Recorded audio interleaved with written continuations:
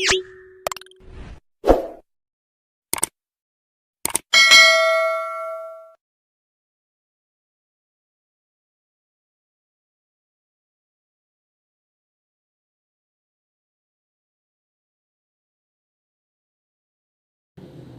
القرآن في شهر رمضان وجعل هذا الشهر المبارك شهر مبارك.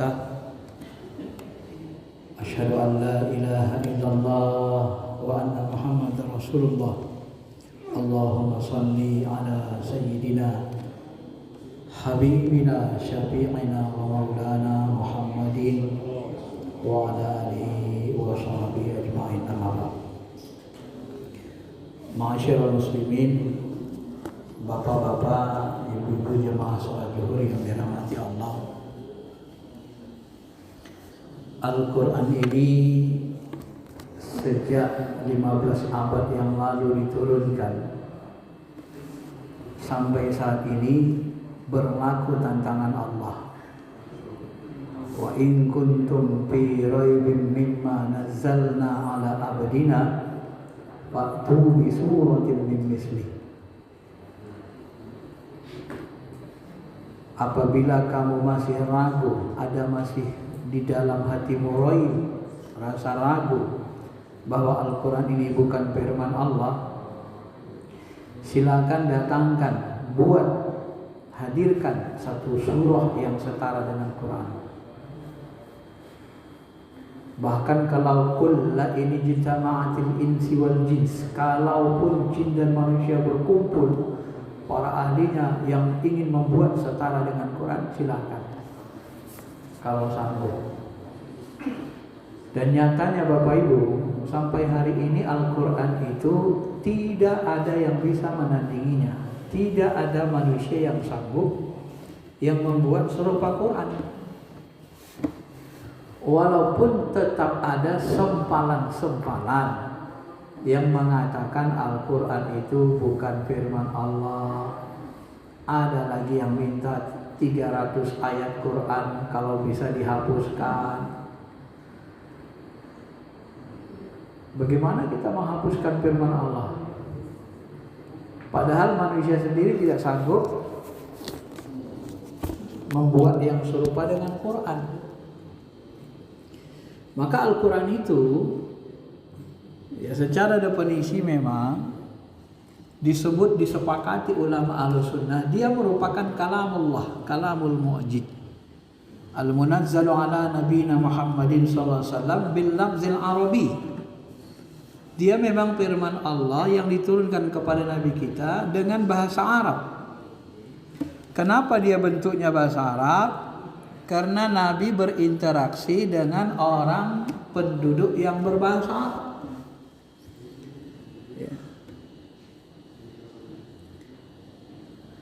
Wa ma arsalna mir rasulin illa bilisani qaumihi.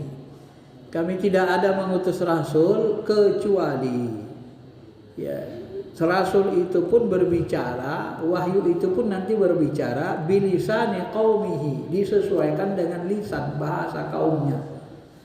Nah, kaum yang pertama sekali menerima Al-Quran adalah kaum Arab. Kalau bahasa Nabi Ibrahim, bahasa Nabi Musa, Nabi Isa itu tidak bahasa Arab, maka suhuf yang diterima Nabi Ibrahim tidak berbahasa Arab. Injil yang diterima Nabi Isa itu bahasa Ibrani aslinya, karena penerimanya adalah orang yang bukan Arab, tidak ngerti bahasa Arab. Lalu ada juga orang mengatakan kalau Al-Quran itu bahasa Arab, berarti Allah orang Arab dong katanya. Ya. Karena bahasa itu kan hasil budaya manusia. Bahasa itu kan keluar dari mulut yang ada pita suaranya. Kan Quran, kan Tuhan itu kalau ngomong nggak pakai bahasa Arab katanya pula. Maka ini saya jelasin logika-logika untuk mematahkan ini. Bapak Ibu jemaah yang dirahmati Allah, ketika Allah Subhanahu wa taala berfirman, Allah itu zat yang tidak berbentuk, tidak berupa, tidak berwarna. Ketika dia berfirman, maka firman-Nya itu nggak ada huruf, nggak ada suaranya. Yang bisa memahami firman Allah adalah pena, qalam. Dialah yang menjadi mutarajim, yang menerjemahkan. Ditangkap pena atau qalam, maka ditulislah. Ya, ditulislah bahasa Arab firman Allah dalam bentuk bahasa Arab yang Allah tunjuki, bahasa Arab yang Allah sendiri memilihnya. Dituliskan oleh pena di Lauh Mahfuz. Dan setelah Quran itu berbentuk bahasa Arab pilihan Allah langsung, baru diturunkan ke langit dunia Baitul Izzah kata Ibnu Abbas. Setelah itu baru diturunkan ke Nabi Muhammad berangsur-angsur, termasuk untuk merespon yas'alunaka 'anil mahid, yas'alunaka 'anir ruh, merespon pertanyaan-pertanyaan umat. Ada yang bertanya tentang haid, ada yang bertanya tentang ruh, bertanya macam-macam, maka turun Al-Quran. Ya. Walaupun sebenarnya tidak ada orang bertanya, Quran itu pasti turun semua. Begitu bahasa akidah ulama Al-Sunnah. Nah, maka bahasa Arab yang ada dalam Quran ini bahasa Arab pilihan Tuhan, bukan pilihan orang Arab, bukan pilihan Nabi Muhammad, bukan pilihan Jibril. Karena itulah kaedah-kaedah bahasa Arab tunduk kepada kaedah-kaedah yang ada dalam Quran. Al-Quran tidak pernah tunduk kepada kaedah-kaedah bahasa Arab orang Arab, tetapi kaedah-kaedah bahasa Arab tunduk kepada kaedah-kaedah yang ada dalam Quran. Maka kaedah bahasa Arab itu disusun berdasarkan kaedah Quran. Dan Arab Quran itu tidak sama dengan Arab orang biasa. Ya, tidak sama bahasa Arabnya. Dan itulah hebatnya Quran. Ya, karena dia memang pilihan Allah bahasa Arabnya. Dan Allah mengatakan itu adalah kalamullah, hasta yasma'a kalamullah bilisanin Arabin, Qur'anan Arabian, Quran yang bahasa Arab. Ya, sehingga mereka mendengar kalamullah, kalam Allah. Al-Quran menyebut itu kalam Allah, firman Allah. Karena itulah kalam Allah ini, Al-Quran ini bisa dihafal. Bagi yang serius menghafalnya, walaqad yassarnal Qur'ana lidzikri, dimudahkan Allah menghafalnya. Bagi yang serius mau memahaminya, dimudahkan Allah memahaminya. Imam Syafi'i umur 7 tahun dah hafal Quran. Sekarang banyak anak-anak umur 10 tahun, 12 tahun udah hafal 30 juz. Coba bedakan, bandingkan dengan kitab-kitab yang lain. Tidak bermaksud menyinggung agama lain. Kitab Tripitaka, Weda, kitab Injil, Injil Matius, Lukas, Injil Barnabas. Setahu saya nggak ada paus yang bisa hafal Injil. Hafal mati nggak salah satu kata pun. Itu paling susah hafalnya setengah mati. Profesor-profesor ahli hukum Indonesia disuruh menghafal KUHP, Perdata, KUHP, pidana, nggak hafal mereka, Pak. Tapi isinya mereka tahu tentang ini pasal sekian, tentang ini pasal sekian. Paling itu. Tapi mengungkapkan pasal demi pasal itu tanpa salah satu baris, satu huruf pun, tanpa salah satu kata, itu susahnya setengah mati. Bahkan saya mengarang beberapa buku, kalau disuruh mengungkapkan isi buku 2 lembar saja, 1 lembar saja, kan saya nggak bisa. Walaupun itu tulisan saya. Ya, itulah bedanya. Tapi karena dia bahasa Allah, pilihan Allah, ya, yang dikonversi dengan bahasa tanpa huruf, tanpa suara, kemudian dikonversi Allah dalam bahasa Arab, dan Allah sendiri yang memilih kata-katanya, maka dia mudah dihafal, bisa dihafal, tidak sama dengan yang lain. Bahkan kalau kita menghafal Al-Quran dan menghafal hadis, terasa jauh bedanya, beda sekali zauk, rasa bahasa, cita rasa bahasa Quran dengan cita rasa bahasa hadis. Innamal a'malu binniyat wa innama likulli imri'in ma nawa, hadis Nabi. Bandingkan dengan qul huwallahu ahad, Allahus samad, lam yalid wa lam yulad. Tinggi, sasarannya jauh lebih tinggi daripada innamal a'malu binniyat. Ya. Susunan bahasanya itu, zauknya beda sekali. Karena memang beda bahasa Nabi dengan bahasa Arab. Walaupun orientalis mengatakan, oh itu kata-kata Nabi Muhammad, enggak mungkin lah. Nabi Muhammad kan not educated, tidak ahli bahasa. Tulis baca pun waktu itu pertama di awal enggak bisa. Maka dipilih orang yang nggak bisa tulis baca supaya jangan menganggap Al-Quran itu buatan Nabi. Saya kira kalau itu buatan Nabi, berkumpul profesor-profesor ahli sastra Arab dari berbagai negara, 100 orang buat yang setara dengan Quran, bisa. Tapi nggak sanggup, karena itu memang dari Allah. Pilihannya pilihan Allah. Maka membaca Al-Quran ini, ma'asyiral muslimin, satu huruf kita baca Quran setara 10 hasanah, ada 10 kebaikan. Tapi kalau baca hadis satu huruf tak ada pahalanya 10 kebajikan. Nah, itu pula. Nah, itu membedakan. Allah saja membedakannya, keutamaannya, rasa bahasanya, maknanya, ya, balaghahnya, tingginya sastra Al-Quran itu melebihi sastra-sastra bangsa Arab. Maka Abu Jahal sendiri kalau dengar Quran itu ngumpet-ngumpet dengar. Kok tinggi kali sastra Quran ini ya. Dengar ngumpet gitu dari balik rumah, jendela. Kenapa? Karena dia mendengar bahasa Quran itu memang luar biasa dibandingkan dengan bahasa Arab biasa. Dan Umar sendiri langsung terperangah masuk Islam gara-gara mendengar surah Toha dibacakan Hafsah, dibacakan oleh adiknya. Kenapa? Karena ketinggian bahasanya. Toha ma anzalka alaikal qur'ana litashqa. Toha, tidaklah Al-Quran ini diturunkan untuk membuat engkau susah. Nah, itu luar biasa, gemetar. Kita pun kalau bacanya gemetar kan, karena beda dia dengan bahasa lain. Ini Al-Quran dan dia punya energi. Kalau mau membuktikannya silakan buktikan lagi. Orang yang kerasukan jin, coba baca buku tulisan kita, coba baca Injil, coba baca Tripitaka, coba baca Weda. Orang yang kerasukan jin misalnya, nggak bisa diruqyah pakai itu. Tapi ruqyah pakai Quran dengan baca yang khusyuk, pasti jinnya mental. Apalagi orang yang khusyuk bacanya kan. Itu untuk membuktikan, kita buktikan secara nyata energi, betapa energi Quran itu memang dia memiliki kekuatan. Karena Al-Quran itu kalamullah. Kalam Allah itu sifat Allah. Allah itu mempunyai sifat kalam, berkata-kata, mutakallimun, dan sifatnya itu memiliki energi. Maka setiap kali kita baca Quran di rumah, dia memantulkan cahaya. Maka kata Nabi SAW, rumah-rumah yang dibacakan Quran itu akan memantulkan cahaya. Dilihat malaikat dari langit, sama persis kalian melihat bintang-bintang di langit bercahaya. Kita lihat bintang di langit bercahaya, malaikat dari langit lihat ke bumi, rumah yang dibacakan Quran seperti bintang-bintang bercahaya. Karena dia punya cahaya, energi. Tidak sama dengan kitab-kitab lain. Jadi banyak sisi untuk menjelaskan bahwa Al-Quran ini memang sangat agung, ya, memberikan syafaat bagi dunia akhirat kita, bahkan syifaa'ul lima fis sudur, dia juga menjadi penyembuh. Setiap kali kita berobat, kita bacakan Quran, kita bacakan doa minta kepada Allah, obat itu akan bekerja maksimal.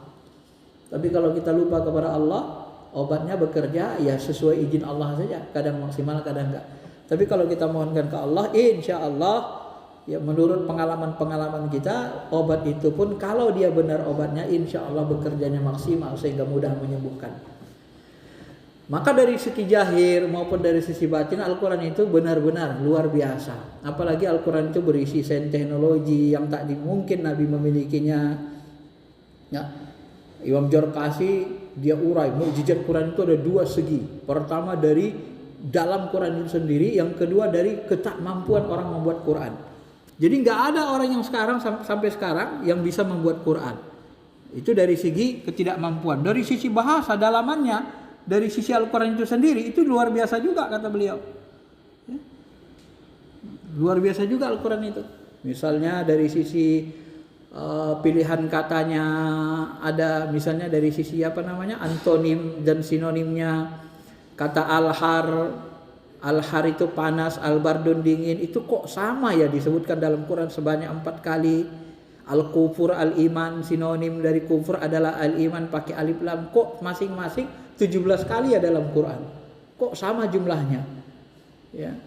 Kata kafir dan nar itu kok jumlahnya 154 kali, kok sama jumlahnya. Bahkan ini unik-unik Pak, kalau kita teliti sekali kan mukjizat Al-Quran ini. Misalnya menyebutkan nama hari yaumun hari.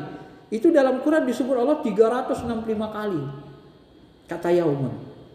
Ya, kok sama ya dengan jumlah 1 tahun? Rata-rata 1 tahun 365 hari Pak. Ternyata kata yaumun itu 365 kali disebut dalam Quran.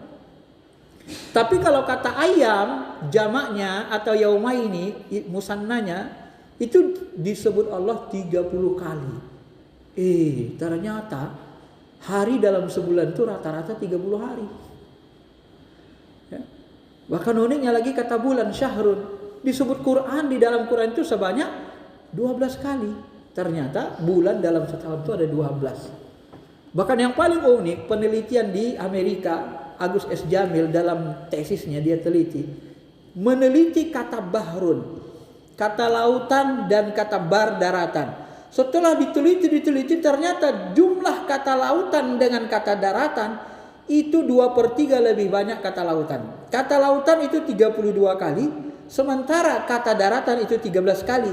Jadi kalau dibawa ke per 45, 32 bagi 45 itu 71% lebih. Kemudian 13 bagi 45 itu sekitar 28 atau 29% lebih. Jadi 2/3 banding 1/3. Jadi ternyata lautan di bumi ini jumlahnya 2/3. Sama dengan jumlah banyaknya kata lautan itu sendiri. Bahkan di diri kita, air di diri kita ini 2/3 dibanding dengan tulang belulang yang lainnya selain air. Ini luar biasa. Sampai dia telusuri, dia teliti, ya negara-negara, kerajaan-kerajaan masa lalu yang paling makmur itu adalah kerajaan yang ibu kotanya dekat dengan lautan, seperti Sriwijaya, dekat dengan lautan. Itu lama, tahan lama, ratusan tahun lebih. Tapi negara yang jauh dari lautan, masuk ke daratan, ke hutan-hutan seperti Majapahit, sebentar aja bertahannya. Nggak kuat bertahan lama. Dan ternyata negara-negara di dunia, negara-negara besar kuat itu ibu kotanya rata-rata dekat dengan lautan. New York, ya, negara-negara makmur. Nah, jadi diteliti, jangan-jangan ini ke lautan ini lebih kaya raya daripada daratan. Di lautan ada intan, permata, ya ada kerang, ada makanan-makanan lautan, transportasinya juga murah. Ditambah lagi ada minyak, batu bara, macam-macam di lautan itu. Kalau di daratan sedikit. Tidak lebih banyak kekayaannya dari lautan. Jadi kalau orang tentara angkatan laut itu melaut 30 hari, kadang ada yang sampai 6 bulan, ada yang sampai setahun, 2 tahun. Itu penghasilannya jauh lebih besar ketimbang TNI Angkatan Darat. Jauh lebih banyak mereka peroleh. Itu ternyata tentara angkatan laut itu lebih berharta dari sisi dunianya. Nah ini dibahas sampai diteliti sedemikian rupa oleh Agus S. Jamil. Ya. Masyaallah muslimin, jamaah yang dirahmati Allah Subhanahu wa taala. Jadi kemukjizatan Al-Qur'an, keagungannya ini dari sisi ilmiah pun sungguh banyak sekali, ya. Termasuk misalnya pilihan kata ayang sabu allan najma'u idhamah bala qadirina ala an nusawwiya banana. Apakah manusia mengira bahwa kami tidak akan mengumpulkan kembali tulang belulang mereka? Bukan demikian. Sebenarnya kami kuasa menyusun jari jemari mereka dengan sempurna. Jadi ketika orang-orang kafir ingkar hari kebangkitan, jangankan tulang belulang kamu, jari jemari kamu pun akan kami sempurnakan, kami susun dengan serapi-rapinya, kata Allah. Berarti menyusun, membuat jari jemari lebih susah daripada menyusun tulang belulang. Dari mana kita tahu? Kenapa dipilih kata banana? Kenapa dipilih kata jari jemari? Ternyata diselidiki abad 19 muncul ilmu sidik jari. Sidik jari ini garisnya dari sekitar 6 miliaran manusia di bumi, itu semua 6 miliar gak ada yang sama garisnya. Ya Allah. Kalau tulang belulang kita mirip-mirip, tulang ekor, tulang belakang mirip. Lebih gampang buatnya. Tapi jari jemari halus garis-garisnya dan miliaran orang gak ada yang sama. Jadi kata Allah, jangankan tulang belulang kalian, jari jemari pun kami susun dengan rapi. Nah ini pilihan kata ini mengandung ilmiah yang luar biasa. Dan ini tidak mungkin dari Nabi. Ya. Sama seperti wa anzalnal hadida fihi ba'syan syadid. Nah, ini kata Harun Yahya.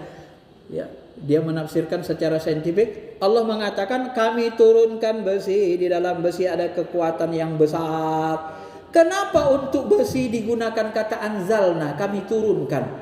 Padahal untuk bumi khalaqnas samawati wal ar, kami ciptakan, khalaqa. Untuk manusia khalaqal insan, kadang-kadang ja'ala, kadang-kadang badius samawati wal ar, kami ciptakan langit dan bumi tanpa contoh, badi. Ya, kadang menggunakan khalaqa, kadang menggunakan ja'ala syamsa wal qamar, menciptakan matahari dan bulan. Giliran besi kok disebutkan kami turunkan besi dari langit, kami turunkan besi. Kok bisa digunakan kata turun? Kenapa nggak diciptakan?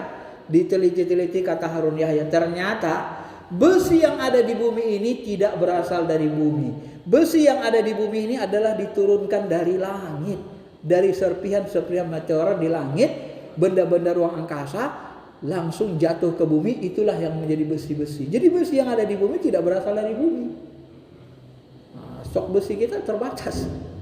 Ternyata secara saintifik begitu kata Harun Yahya setelah diteliti ya saintifik. Maka digunakan kata menurunkan. Nah ini pilihan-pilihan bahasa begitu banyak. Dan termasuk teori Big Bang yang paling sering juga kita ketahui.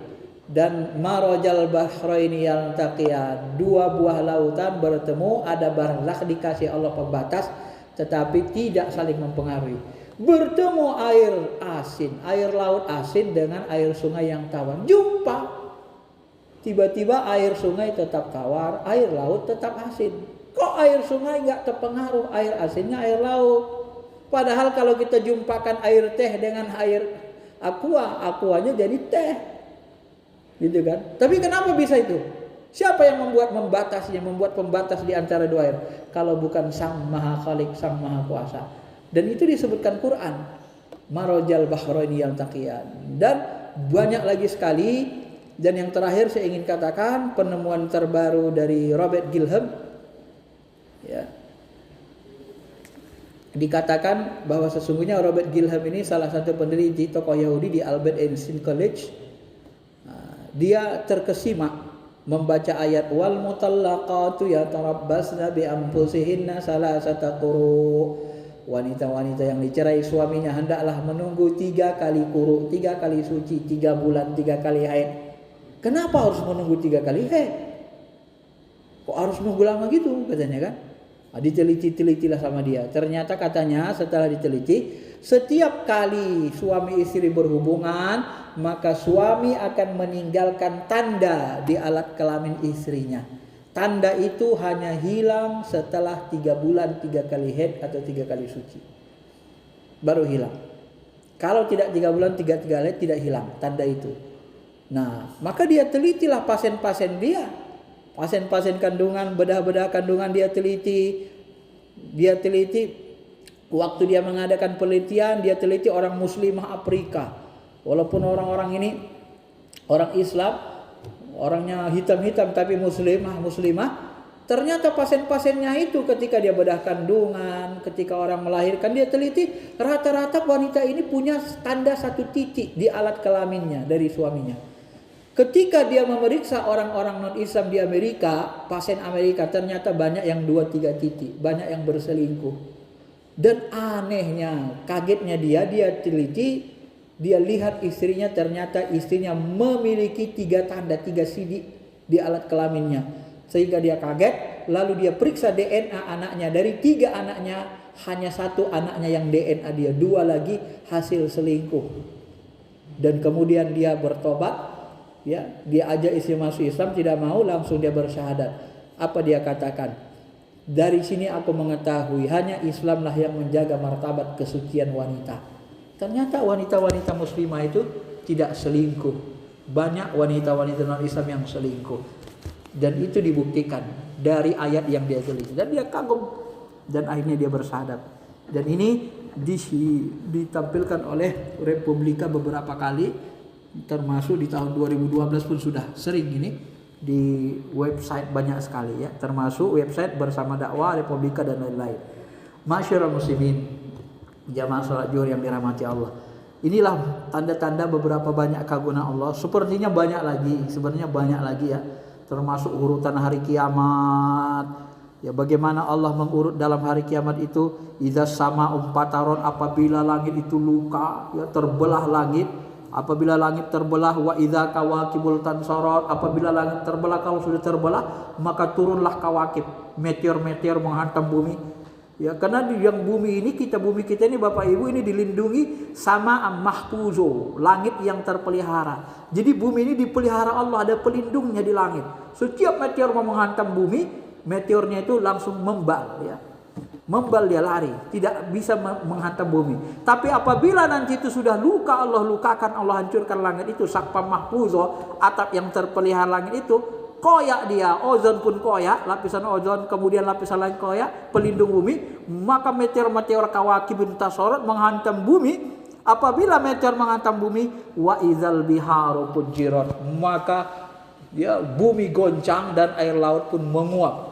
Maka tenggelam hancurlah langit dan tenggelam hancurlah bumi kita. Ini Al-Quran menceritakan itu persis urutannya, ya, berurut dia secara saintifik dan tidak ada yang kebalik. Dan itu Masya Allah, bahwa benar-benarlah Shadaqallahul Azim, benarlah Quran itu adalah firman Allah Subhanahu wa Ta'ala. Maka rugi kita memiliki kitab suci yang maha hebat tapi masih meragukan agama Islam dan tidak istiqomah dalam keislaman. Tapi mudah-mudahan dengan sekelumit keagungan Al-Quran ini bertambah keimanan kita, bertambah yakin kita kepada Allah, bertambah yakin kita kepada Quran firman Allah, dan bertambah kuat kita berpegang kepada Al-Quran. Terima kasih. Itu saja. Assalamualaikum warahmatullahi wabarakatuh.